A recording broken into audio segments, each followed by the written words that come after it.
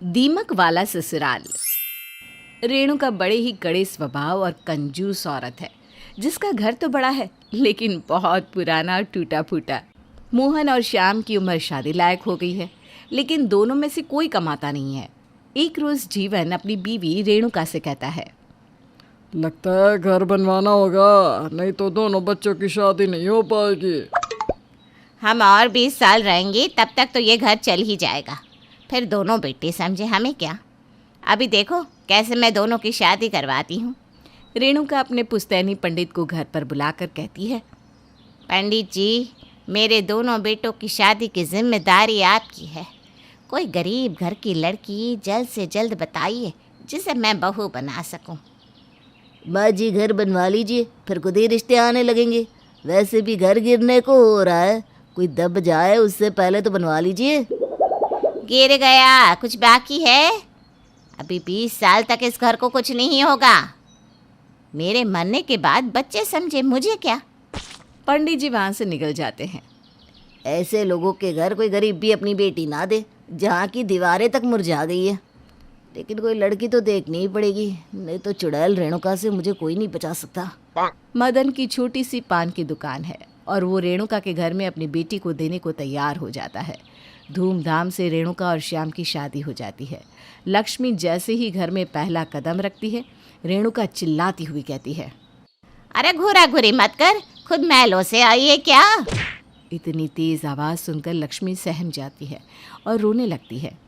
जैसे ही लक्ष्मी बाथरूम में जाती है, दीवारों पर दीमक देखकर उसकी चीख निकल जाती है। दीमक, दीमक! भागते हुए लक्ष्मी बाथरूम से बाहर आ जाती है। दीमक, पूरे घर में दीमक है, दीवारों के रंग भी उड़ गए हैं। ये क्या दीमक दीमक चिल्ला रही है, जैसे खुद तो महलों से आई है। इतना बड़ा घर देखा भी है क्या तूने कभी? हैं? तेरी किस्मत खुल गई जो यहाँ आ गई। लक्ष्मी सर झुकाकर सुन लेती है और धीरे से कहती है, घर कहीं गिर न जाए मम्मी जी। अभी 20 सालों तक इस घर को कुछ नहीं होगा, उसके बाद तुम लोग समझो। मेरे जीते जी मैं एक फूटी कौड़ी भी ना लगाऊं इसमें। लक्ष्मी रेणुका के घर की काम वाली बन जाती है। पूरे घर में जहाँ देखो हर तरफ दीमक ही दीमक रहता है। एक रोज़ लक्ष्मी सोचती है, एक एक करके हर जगह की दीमक साफ करती हूँ, फिर मम्मी जी और इनसे कहूँगी कि घर में पोछड़ा करवा दे। लक्ष्मी दिन भर पूरे घर का काम करती है और रात को दीमक की सफाई करती है। धीरे धीरे करके लक्ष्मी पूरे घर से दीमक खत्म कर देती है। उधर लक्ष्मी के आने के बाद मोहन का भी रिश्ता अच्छे घर में तय हो जाता है। देख लिया ना, मेरे मोहन के लिए इतने बड़े घर का रिश्ता आया है, दहेज में भी मोटी रकम मिलेगी। तभी वहाँ लक्ष्मी आ जाती है और कहती है, मम्मी जी घर में रंग करवा लेते हैं, अब तो घर से दीमक भी खत्म हो गए हैं। तू मुझे बताएगी मुझे क्या करना है? मेरे पास पैसे नहीं है, तेरे बाप से लाकर करवा ले पोचाड़ा। लक्ष्मी रोती हुई वहाँ से चली जाती है। थोड़ी देर बाद रेणुका का भाई विजय बधाई देने उनके घर आता है और कहता है, दीदी इतने अच्छे घर में रिश्ता हुआ है, अब तो घर ठीक करवा लो, कहीं कोई दब ना जाए।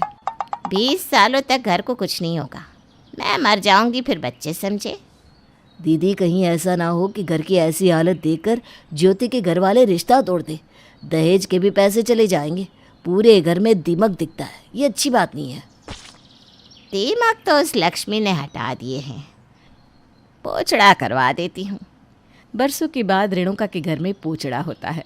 पोछड़ा होता देख मोहल्ले में हलचल मच जाती है। चुड़ैल रेणुका के घर में पोछड़ा हो रहा है, मेरी आंखें तो ठीक है ना, कहीं मैं कुछ गलत तो नहीं देख रही? नहीं नहीं, तुम सही देख रही हो, मुझे भी वही नज़र आ रहा है। लगता है कोई बड़ी रकम हाथ लगी है इनके। जब रंग करवा रहे तो थोड़ा घर भी बनवा लेते, घर तो गिरने पड़ा है। अरे इनके घर में पोछड़ा हो गया, ये कोई काम बड़ी बात थोड़ी ना है। पोछड़ा करते ही रेणुका का घर चमकने लगता है और महल की तरह दिखता है। जो भी मोहल्ले से पार होता है एक बार रेणुका के घर को खड़े होकर 10 मिनट तो देख ही लेता। ज्योति और मोहन की शादी हो जाती है और ज्योति बहू बनकर रेणुका के घर आ जाती है। पहली रसोई के लिए ज्योति रसोई में जाती है और जाती ही उसकी चीख निकल जाती है, दीमक, दीमक, रसोई में दीमक है भाभी। ये दीमक फिर कैसे हो गए? अभी तो तुम्हारी शादी के पहले ही मैंने सब साफ किया था।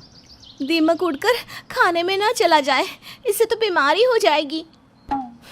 यहाँ के लोगों को इससे कोई मतलब नहीं है। कोई मर भी जाएगा तो भी ये लोग कुछ नहीं करेंगे।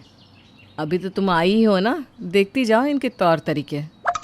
लक्ष्मी देखती है जहाँ जहाँ उसने दीमक साफ किए थे वहाँ वहाँ फिर से दीमक आ गया है। उधर ज्योति सोचती है कि वो रेणुका से बात करेगी।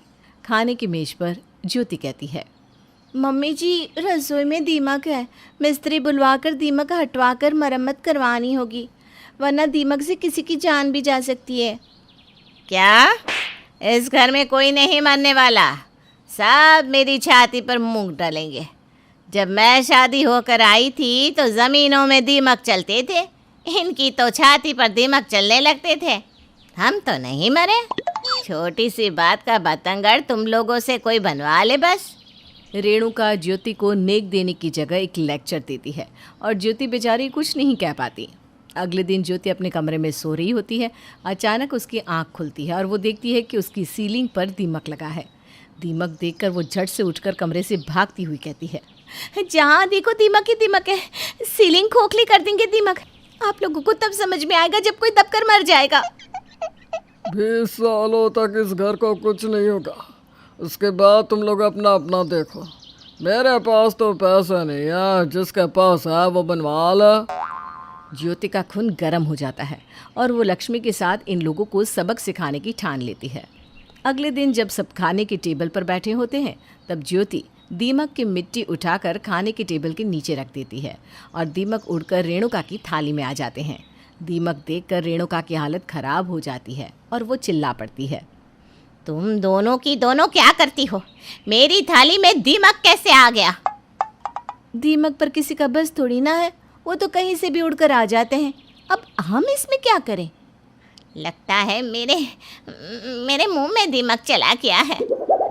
रेणुका उल्टी करने लगती है और तुरंत अपने कमरे में जाकर तिजोरी से पैसे निकालकर अपने दोनों बेटों मोहन और श्याम के हाथों में देकर कहती है, इस घर को ठीक करवाओ, नहीं तो मैं तो बिना मौत मर जाऊंगी।